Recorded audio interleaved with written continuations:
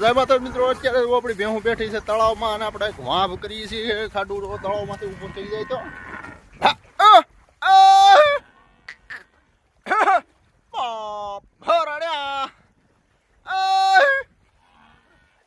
ખાડું બેસી ગયું છે તળાવમાં. બાપુ આમ કરીએ છીએ, માલ બે ત્રણ ઘેરા રહે અને આપણું ફેરું રો ઊભો થઈ જાય આગળ. બાપુ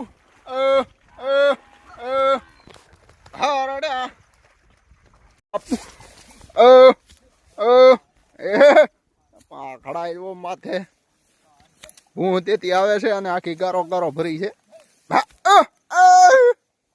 એ બાપુ હે